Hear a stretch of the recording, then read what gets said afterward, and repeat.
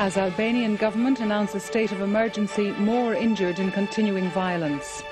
The Taoiseach rules out an abortion referendum and says no new legislation is planned. Government facing huge bill for compensation from soldiers claiming hearing loss. And Germany mounts its biggest post-war security operation to escort nuclear waste trains.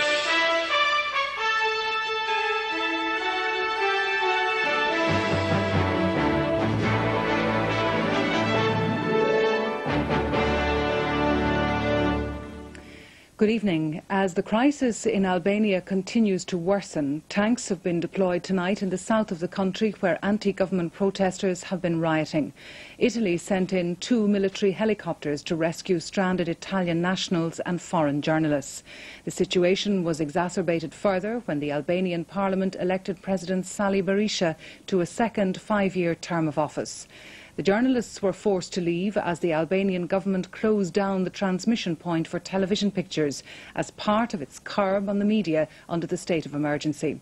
Those rescued were taken from the southern port of Flora, scene of some of the most violent anti-government protests, to Brindisi across the Adriatic.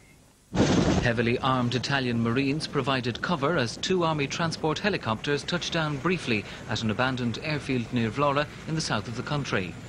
36 people were rescued, including 15 journalists.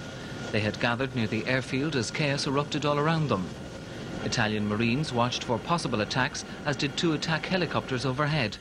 The size of the military presence indicates how worried Western countries are about the collapse of law and order in Albania.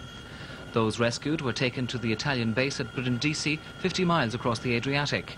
The Albanian government introduced emergency rule following scenes like these yesterday of sporadic shooting, looting, rioting and arson in which 15 people were killed. Under the clampdown, the government has imposed restrictions on media reporting of the current unrest. The main transmission point for foreign journalists was closed this evening. No more pictures are expected until further notice. The government has also imposed a dusk-to-dawn curfew and banned public gatherings of 4 people or more. The authorities also gave a deadline of 2 o'clock this afternoon to demonstrators to hand in weapons taken when an army barracks was overrun yesterday. Those failing to do so run the risk of being shot on sight. The situation has been further intensified by the decision of the Albanian parliament today to re-elect President Berisha to a second 5-year term in office. This is likely to fuel the division between supporters of Mr. Berisha in the north and those most affected by the crisis in the south. At one point in Vlora, thousands of opposition supporters cheered and fired shots into the air, thinking that Mr. Berisha had stood down. Their joy was short-lived. For the moment, the situation is described as calm, but very tense. It's a far cry from March 1992, when Sali Berisha celebrated electoral victory, winning over 65% of the vote. His Conservative Democratic Party promised to open up Albania and introduce economic reforms. But Albania, always backward, is still Europe's poorest nation. Berisha promised to change all that, saying he would privatize the entire economy. But his government, which was supported by Western nations, turned out to be corrupt, putting his northern clan allies in positions of power and marginalizing the south. Last May, Berisha was re-elected, but the elections were widely described as rigged.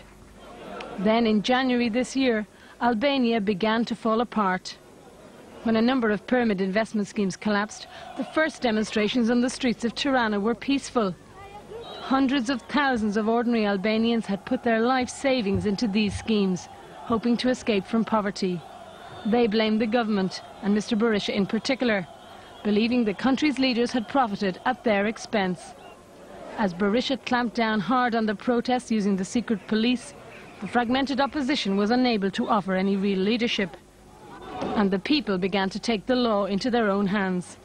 In southern towns such as Vlore, bitterly opposed to Berisha, policemen have withdrawn from duty and anarchy reigns.